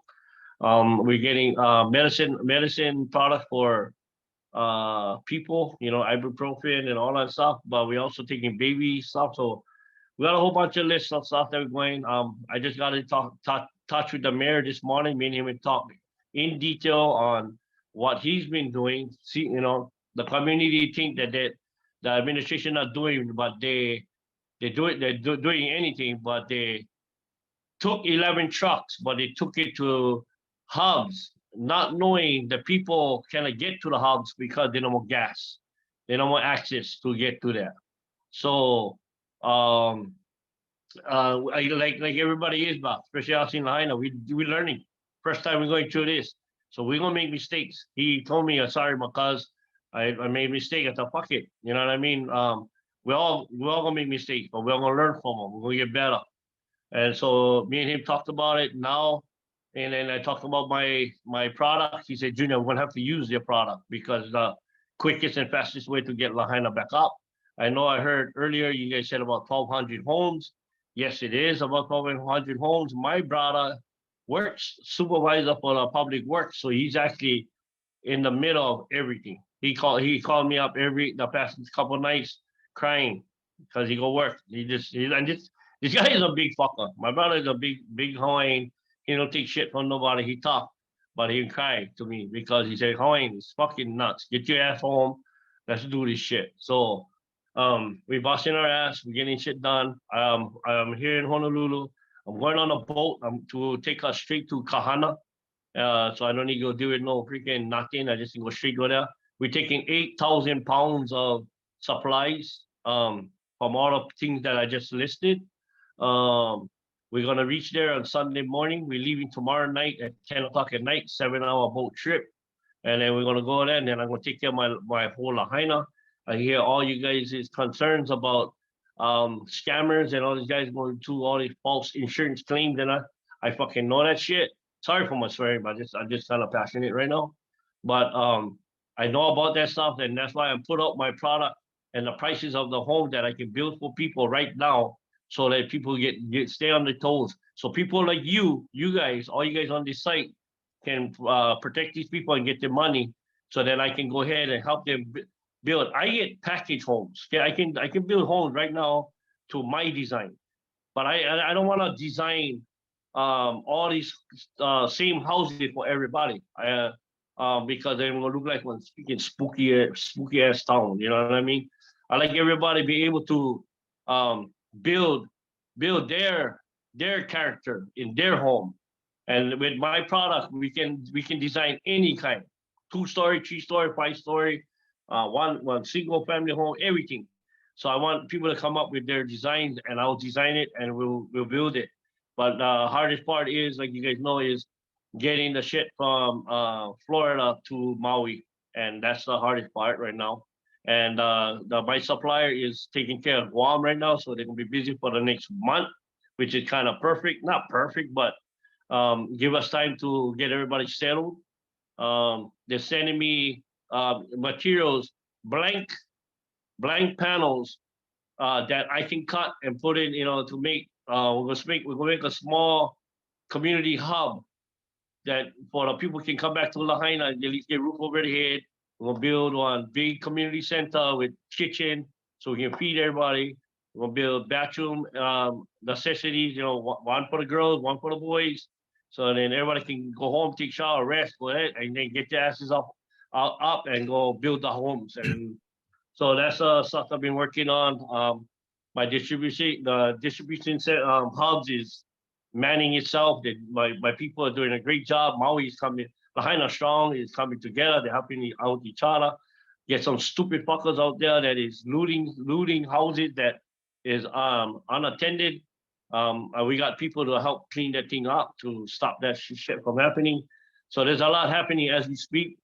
Right now, Honolulu is helping me send 8,000 pounds of supplies with me on tomorrow. So sorry, I'm babbling a little bit, but Junior, yeah. is your boat full already? Or do you need a full? No, not really. We still taking stuff, you know what I mean? But we're gonna tomorrow we'll be at Mauna Loa Bay, collecting items from 4 p.m. to 8 p.m. And then on bus company gonna get 2 buses. We're going to order supplies on the buses and the people who come with us on the boat to take the supplies back to Sand Island, because that's the boat that we get is kind of big and cannot fit here or here by Hawaii Kai and all that stuff. So we gotta go to over there so the big boat can come in and we can load up all the supplies. And where I'm getting it delivered, it's again on small little bay, our family bay, that I get small boats waiting for come out and meet us and unload. So thank you for asking. Thank you, Junior. Well, so you're there till 4 tomorrow, right? Yeah, I will there from 4 to 8 o'clock at night, and at 8 o'clock we leave to go Sand Island. Okay. And can we get your contact info? That way, maybe we can reach out to you, or is there any, or what would be needed to fill the boat? Again, it's from here, it's mainly clothes, yeah. Mainly like baby clothes and all the stuff, a couple, and then if any chance, I guess that the baby formulas, Similac, I guess. I never had one baby a long time, so I forget. But it's the Similac Advance, the baby cereals, baby bottles, that kind of supplies. And yeah, so I think I don't know right now, maybe a long time. On the boat right now, you'd need more like clothes, baby stuff, like more than water, because you guys have enough water. Yeah, what we're trying to do is water. We get plenty. I get people from Molokai delivering, and the people from Wailuku and Kahului taking their boats around to my bay to deliver the water and gas. That's the 2 main necessities is water and gas. Water, of course, and then gas is for the generators and for like again, people gotta get in the car, go to the hub, pick up the supplies, and go back home. Also, my people who manning the hubs, I need gas in their cars so they can go deliver to kupunas who cannot leave their homes. So, but we got that gas and water covered. We want to take, if we take bed sheets and all that, because one hotel, my brother worked for the hotel, so they gave a whole bunch of bed sheets and all that stuff for that. And again, I say, for me, talking to all the people that I do talk to, it's more about the clothing and keeping them warm, Pampers, all that kind of stuff. So and I think we take care of kids and our kupunas first, and everybody else man up. Yeah. Thank you, Junior. Appreciate it. No, I appreciate you guys. Absolutely. Yeah. And perhaps we'll try to make it out to your boat before you head out. So Automatic. And yeah, mahalo. I'm gonna try see figure out the Zoom thing and try to leave my information. I'm gonna leave my phone number and my email. Call me up Okay. anytime and whatnot. And then let's rock and roll. perfect. Let's do it. Junior, Thank I'm you. going to add you to the contact list that's being shared from all of the callers today.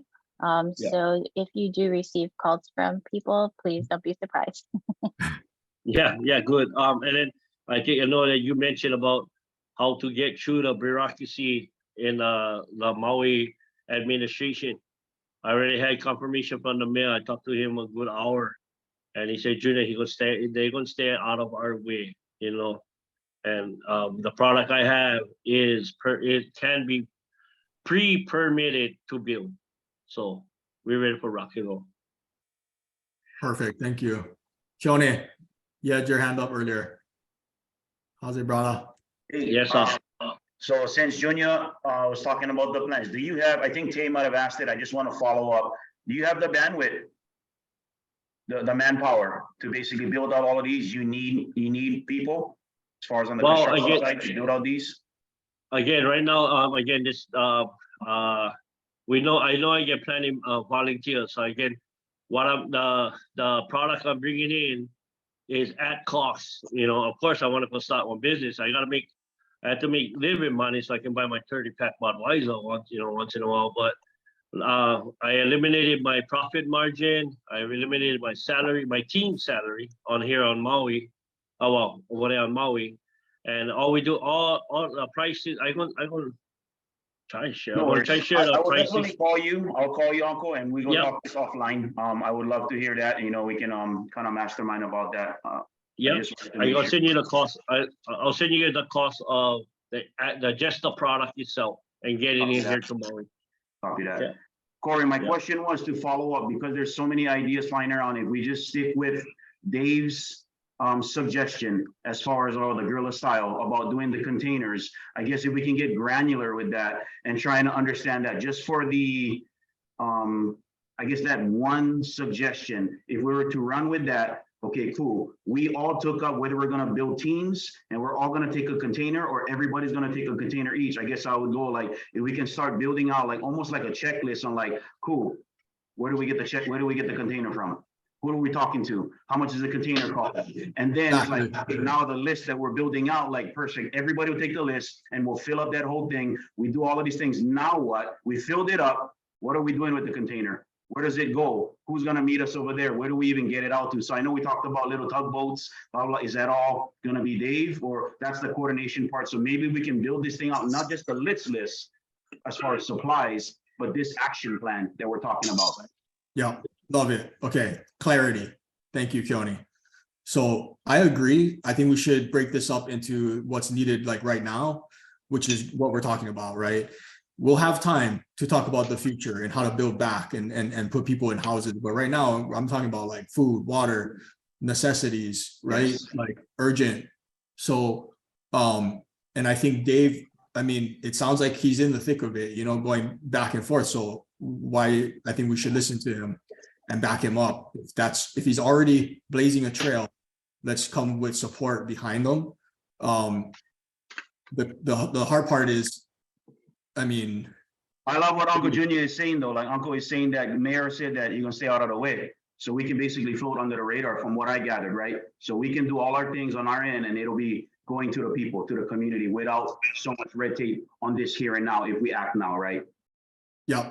So I think Dave is going to be a key contact, figure out what he's doing there. Like what's the logistics behind all of that, right? Who's driving the boats? Do we need more guys? Do we need more boats? Do we need more parts? What do we need, right? So I think that might be the entryway into like, into solving some problems that are right now. I Supplies are think going that to be. we should kind of separate in if there's people that are really interested in the mid to long term planning, we should separate them out to continue that conversation. And then anyone interested in the short term, immediate needs, maybe make that another group so that we're all able to share what we can contribute in a group that, can help for planning. I'm just worried about breaking up the groups because then it's more chaos sometimes, like why not tackle one problem at a time and like one section of the problem at a time, like the needs right now, getting the list, everybody chipping in to support. And maybe if Dave is the angle to get the supplies to the people, then he's already blazed that trail. Let's just back him up, right? Rather than splitting up the midterm. We shouldn't even be talking about that right now. I think that's right now is like what can we do right now to solve problems? I mean that's my thoughts. But we're in I this. can comment a little bit. I can comment a little bit. Absolutely. Oh, sorry, bro. Sorry. Yeah, yes. I like the one you're saying. Because there's a lot of people that's reaching out to me that like fly from the mainland, fly from Honolulu to help build. I just told everybody sit back, relax a little while. Let's take care of taking care of the people because you're planning people and open up their homes to the people who lost their homes, but they no more electricity, they no more food, they no more batteries, they no more gas, they no more generators, so that's like I think I'm going on the point of let's take care of people now, and then maybe in about a week or so after we get that, then we can, because I am going to split up my crew into teams of some that can really get to the town and start helping the guys clean out the area, because you're planning operators that can drive any kind of equipment. So Goodfellows is opening up to me to use their equipment. I had the auto truck drivers from Maui, every single one of them, ready for use for help with the cleanup. I talked to the guys from FEMA. They said we need teams, at least 5 teams of 2 to 3 excavators and dozers, 1 dozer, and 10 trucks. So pretty much we lined that up. So thank you guys for you guys are awesome. You guys are all thinking about all kind of angles. There's not just one right way. Yeah, we're all learning, and so all I just like say is thank you guys. I'm gonna jump off. I just missed about 8 calls. Thank you guys for your guys' time, We'll get them, bro. effort, and you guys. And I'm not gonna kick some ass, but we're gonna rebuild Lahaina. Yes, sir. Tell you guys right fucking now. Yes, we're sir. gonna rebuild Lahaina. Love you guys. Shoot, Thank take you. care. Yeah. Thank you, Sam. What's up, Sam? Aloha, everybody. Brother Corey. Just glad to see all the leaders and community in here getting it going together. I just wanted to just kind of touch on what you guys are talking about. I know there's a lot of organization discussion and how should we segment or this and that. And I like kind of a little bit of what you're all saying. I think whoever starts with this first, it's going to start as a list. And maybe it's, just figuring out the most basic function of a few statuses, right? Like, right now, everybody is all hands on deck. What do we do today and tomorrow, right? Then there can be some simple statuses of like, oh yeah, this person is really in the utility of moving stuff around, or like she said, oh, maybe this person is really gonna have a bigger impact on the longer term. And then over time, that list will naturally segment, and those things will happen. But again, you guys, it's a beautiful thing. You guys are doing your thing. Corey, I've already told you guys, I'm here to help in any way, especially some of the Oregon comm stuff like that might be where I can kind of step into. Whether it's the classifications, just starting from the beginning, building out, and but yeah, that's it. Just making that first one and building from there. Yeah, cool. No, Well, just, thanks for all your wanted help, to chime in a little bit. Yeah, for sure. And in the chat too. Thank you. Guaranteed. Love it. Thank you. We're gonna make this happen, guys. Let's do this. Okay, so it needs Junior Nakua is heading out tomorrow from Mauna Lua Bay, I believe. He'll be That's there. Hawaii Kai for people that don't know the Hawaiian name. Yeah, Hawaii Kai. So there's a Costco right there, so we'll go catch them before they leave at 4 p.m. tomorrow, Hawaii time. And that's one way to get some stuff going. And then we'll have to circle back with Dave and Ernesto to sit down. Keone's right. Like it's it's good that we have this. This is what this initial call is for. Let's brain dump, but let's try to brain dump as organized as we can so that we can execute. Otherwise, we're wasting time and people are suffering because of that. So I think focusing on the needs with Dave, unless anybody does anybody else have anything else about needs that we need right now that can solve problems right now?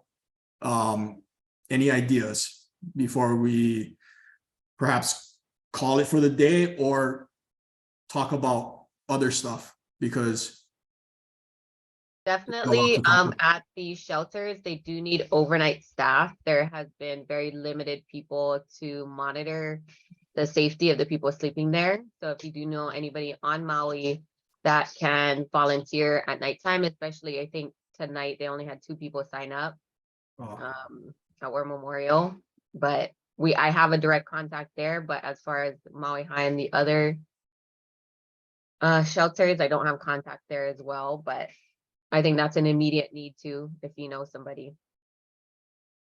Thank you, Zasha. That's a great one. That's a need that we need right now. Joyce? Is there a list where people can sign up to volunteer? I'll put her number in the chat. It's Sam. She's a realtor. Why don't you start another tab?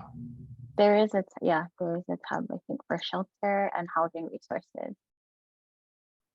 Okay, Joyce? Hi guys, I just wanted to get on here. We're actually trying to get out to Lahaina right now. It's traffic because everybody wants to go home. But I just want to thank you guys for doing what it is that you guys are doing. One of the things that I have noticed just in the last couple of days, because we are staying with family, their place is getting packed. There's no room for all of us in there. So we're using all of their resources. Some of the things that I've asked for is, paper plates, utensils, toilet paper, that sort of thing, food, clothes. There's so much at the shelters right now, and it's a huge help. But yeah, a lot of paper goods we do need to help some of the families that are accommodating us.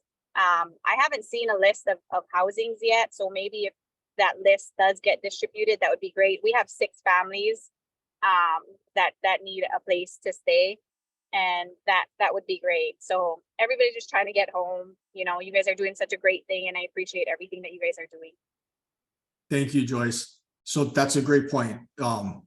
Like paper plates, like toilet paper, like napkins, like I'm sure would help and go a long ways. And I think, Joyce, if you want to look at the link that Aiden put together, if you can add to, if it's not already on there. And guys, like this list, like it needs to be happen quickly. Like if we put the list together, it takes us a week to put the list together, and then we start, by next week, it may be too late. Like either the problem solved already or it's worse. And so let's move quickly on the list and the distribution and figuring out how we can get it over there, which right now it sounds like our only in might be Dave and Junior.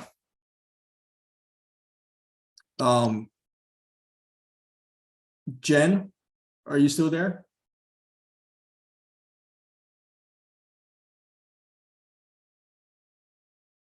Okay, I'm going to hand this. I know there's a lot of talk about housing. We can import housing. That's what we've done. We finished Monday a 5-year build for condos in Maui, and we just finished it. Licensed contractor. Everybody's asking us what happened. What are we going to do next? And then Lahaina burned down hours later. I'm going to hand the phone over to my husband, who's a licensed general contractor. We can import tiny homes for emergency housing. I just need to know where they're going, but we have to get in the queue. We're 90 days out. We are long-term planners, but we have to order today. So here he is. Let me give you a quick brief rundown on these expandable homes. They are expandable. They're portable. They could be permitted. They're not made of wood. They be set up in 2 days, and they're ideal for someone who wants to put them on their property while they rebuild their house. They're also affordable housing. They're under 400 square feet with anywhere from studios to 2-bedroom, 1-bath, totally finished inside, granite countertops, stainless steel sinks, very, very nice. Anyways, we can get these in from 60 to 90 days. And I think that we've been working on this project to combat affordable housing. We've been trying to find land to set them up on, but now we have a lot of land. And so I think they're ideal situation for some of this really dire straight emergency stuff that's happening in Lahaina. So I just wanted to make sure that we're getting out there and letting people know. We had some on island. I think just today we've kind of got rid of our inventory. People have spoken for it. We've got some more coming in, but we can literally put hundreds of houses together a month. So anyways, we were talking with Bruce Travis and Vern Lindsay on Project TSM Land. We could set that up for affordable housing, emergency relief housing. So I just wanted to make sure before you end this conversation that we got that information out to you guys. And they're 50 grand in. Yeah, they can be set up on trailers. They can be, we can come, and we're general contractors, so we can do turnkey. We can come and set them up on your property, custom, however you want. So come different Okay, colors, so different configuration. That's huge. That's not, So- but that is kind of like a midterm play, but like you're saying, Jen, I see what you mean. Like we need to figure out, we start planning now, because you got to start ordering now. You got to start planning the logistics now. There's lead times, there's crew to mobilize. So lay down areas. so I think we got to get answers on, or clarity on what would be the most efficient way to implement, right? And get started.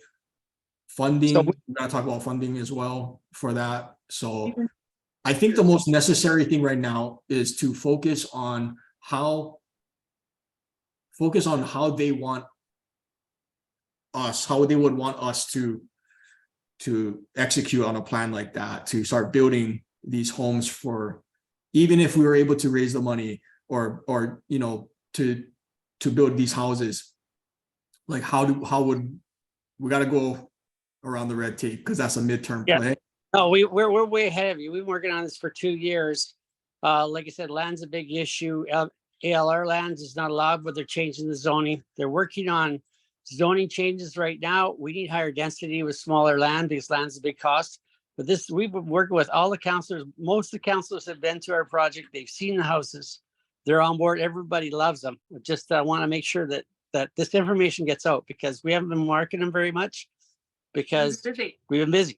So, but I want to let people know this is a quick, fast, the most quickest emergency housing, affordable housing that's available. So, and we did Well, put you our, guys are already in talks and got clearance with county officials or state officials. we're working on getting more uses for it. We have found a way that we can get these things permitted, but we still are working on getting a higher density so we get more of these on properties. But for replacement, for temporary right now, for rebuild houses, give somebody a place to live right as soon as we get it to site. Well, they wait for months for the permits and then years to get the projects built. We are generals, but this is a fast shelter situation. Yep. So, and the other thing, Corey, is that I wanted to make sure we've postured ourselves that we can make a order and get in the queue so that we can be lined up. And then these are coming, they're imported. They're from China. They're not subject to the Jones Act except inner island. I know that people don't like that word. I get it, but I don't want there to be problems with people living. I mean, the folks that was just, they were just talking about how everybody's crammed into one house. We're gonna have bigger problems than just all of this if we don't figure out housing. So we're ready to create to make the order. I've reached out to the chamber and to Maui United Way. I'm on the Maui United Way board, trying to confirm with either the county, FEMA, the state, somebody, and say, if I place this order, do you guys know what you're doing? That I mean, I want to, but I'm going to have to leverage basically our entire personal assets to place these orders for 50 tiny homes. And I'm confident to do that, but I'm just waiting to pull the trigger. And that is where we are right now. Got it. Okay. Thank you, Jen. So you. that is a problem, guys, that we're gonna hit very soon. We are already very short in supply across the state, especially Maui.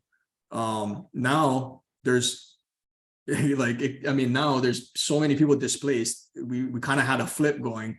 Right now it's flipped, where it's like now we need, we need so much housing now, and in a short amount of time. And Josh Green's on the news saying that it's going to take a long time to rebuild Lahaina. It's like a long time is a relative phrase, so I think if we work together and smart, it shouldn't take a long time. We've seen cities be built across the road after devastation, within a few years.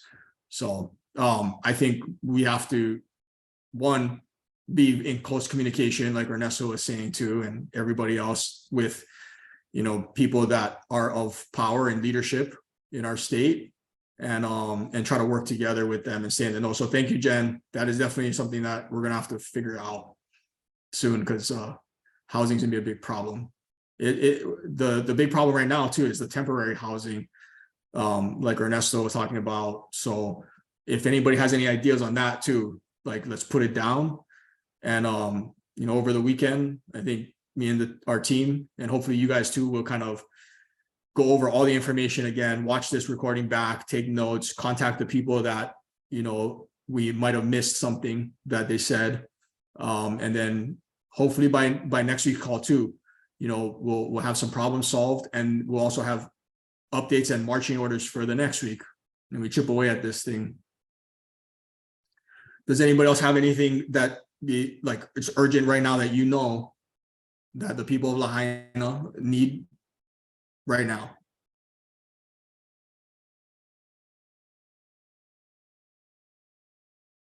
Okay, so I got, just to kind of circle up then, needs now, we need supplies, right? Necessities, water, food, feminine products, baby products. And I think from what I heard on the call, unless anybody else has any other ideas, we have two options. One, there's a boat leaving at 4 p.m. out of Hawaii Kai with Junior and Nakua. He said he still has room, and they need baby supplies and that. So if you're on Oahu and you're able to make it out there to Hawaii Kai before they leave, then it'll be great to drop off some supplies, and maybe we'll see you guys. 8 p.m. They're leaving Hawaii Kai at 8 p.m. I believe he said 4 to 8. Oh, between 4 and 8. Okay. Yep. They'll be right? collecting Okay. supplies from 4 to 8 in Hawaii Kai, then they're busing it to the boat in Sand Island. But drop off pickup is there from 4 to 8. Perfect. Oh, thank you so much, Sam. It's so hard to watch the chat too, and I'm getting text messages. So please guys, unmute if I'm speaking. If I miss. You're doing great, baby. You're doing great. Thanks, bro. There's 7 more locations on Oahu that I am putting in the spreadsheet, the times and the location address and stuff too. Thank you. Oh, good. I like this. We're organized. One spreadsheet with all the tabs that we need. We need to get a hold of Fuzzy too, because one of Fuzzy's good buddies owns a barge company that's on Big Island, and they're going to be making, I think it's almost daily trips from Big Island to Oahu and then heading over to Maui. So, hey guys, Fuzzy. Oh, there's Fuzz. It's Aloha Cargo in Hilo has been allowing, if you call in for a booking number, they're letting you ship anything on pallets. So that's what we've been doing the past couple of days. We've been loading up supplies, people donating a lot of stuff. Water is all perishables, right, that people can use. So it's been a huge thing. There's another guy that's in Maui that's helping to pick up that stuff with my friend Max.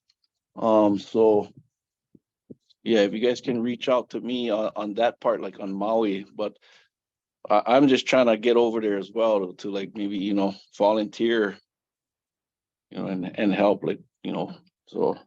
Well, and then, so Fuzzy, when it gets to Maui, like, what do you know what happens to the supplies? You said your guys are going to pick it up, and what, they drive them in there? They let them do that? Yeah, I mean, we have someone there, or, we just like, he picked up a couple of not a couple, but like all those pallets that we sent recently. And then with Aloha Airline, you know, they'll accept it here in Hilo, but then we just gotta coordinate for the Maui pickup, because our guys, you know, just kind of swamped with picking up all this stuff. So what do you need, Fuzzy? More guys, more volunteers? Yeah, guys with maybe trucks or something, you know, somebody that can pick up on that. And I know Tereva's been awesome with that. She gave her contact. But I also have a friend on Oahu. His name is Corey Correa. He's from Waimanalo and he owns Landmark Forwarders. He owns a barging company. So I'm pretty sure he's working on something too. I'm gonna reach out to him and see what's happening with him.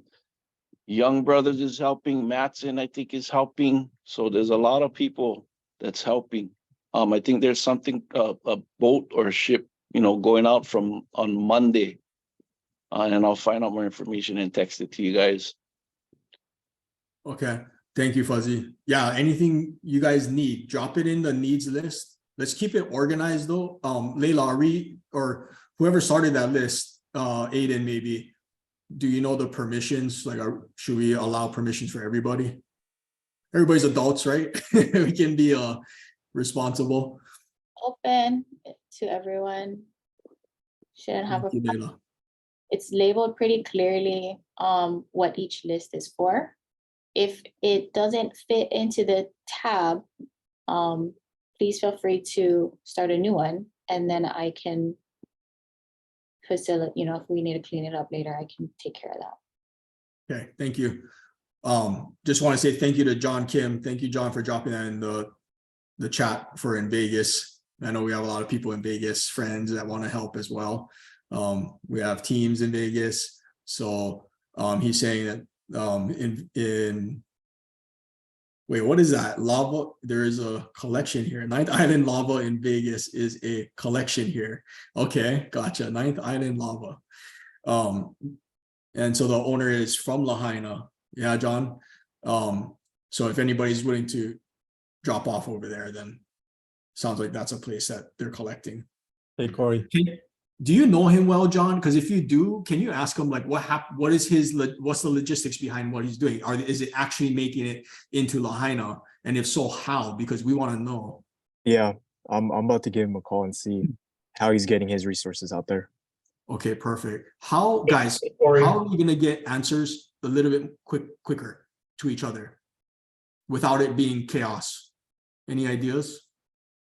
Add them to the Google Doc as they work in it.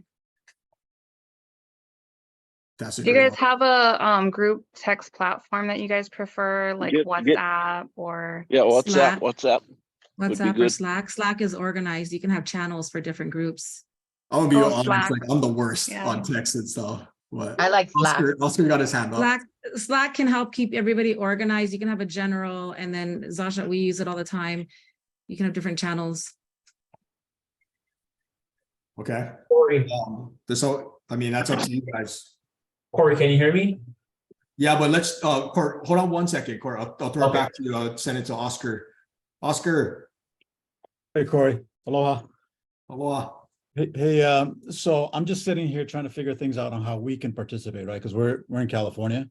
So obviously we have a vested interest in the Ohana out there and make sure that things are taken care of. But so I love the question about the logistics coming out of Vegas, because that's a question that we have as well, right? Like, what do we do with being able to ship things? My initial thought was like, man, money makes better sense for us because we can get that there quickly versus supplies, right? So if you guys have some feedback on that, I'm all ears. You know, we have 400 members in our club that I'm sure we can generate something going on. So I just want to make sure that we use the most effective and efficient way of getting things to you guys so that we can make things happen. So completely open. The logistics are smooth and we can freight things over and do that type of stuff. Cool. Then we can get to work on that. If that doesn't make sense and it's easier to just donate to Keikoa's GoFundMe or another source and drop money in, then we'll do that, right? But I just need to know what the best direction for us is going to be. I think that's well, thank you so much, Oscar. And please tell Melina and the club that, yeah, just you guys having us in your thoughts. And obviously you guys have the club out here too. But you know, the members up there in California, I know they care a lot. And let's I think we're gonna be careful once we start taking, directing people to donate and stuff, or where we feel is the right move. We just want to be careful before, we actually we have vet, right? And so as soon as we know, I'll definitely let you know, Oscar. Thank you. Sure. Because I know KCOA started the GoFundMe, so if that's Yep. the play for now, then cool. But yeah, let me know, keep me posted, and then we'll start working over here on our end to do whatever we can to help. So There's a few legitimate sites, Hawaii community. I put in the chat organization. They're like a legit nonprofit that is directly coming here to Maui. There's also like the Red Cross. There's a few other links that we can put in there as well with Layla.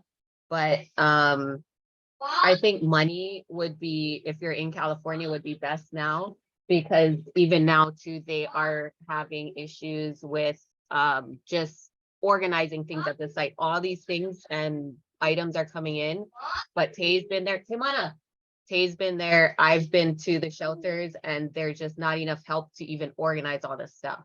Yeah, so they need more volunteers too. Okay, thank you so much, Lasha. Courtney, what's up, Court?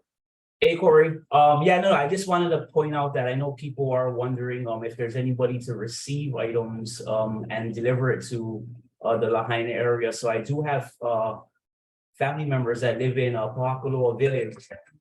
Sorry, who live in Paakaloa Village, and so they're able to get. They've been able, one of the few people that's been able to get access through to Lahaina this entire time frame, even when it was shut down, because they live in this village where they have to pass through to get to their home. So they have 7 trucks that they've been shuttling supplies into Lahaina, to the outskirt areas of the damaged area. So if we need folks, I just was on a call with him a few minutes ago when I was on mute, but so they're willing to pick up supplies wherever it's being dropped off to, and to deliver it to the families that are still within the Lahaina area. And so if there's going to be barges that are going to be coming in, he said that if it's able to get to Kahului Harbor, then they'll be able to pick it up from there as well too, and then take it to the people in Lahaina. Ooh, that might be great information for Dave, who was on earlier. I don't know if you're on, Court. I was on earlier, but then yeah, so my call with my family was after that. So I'll give Dave a call and relay that information to him.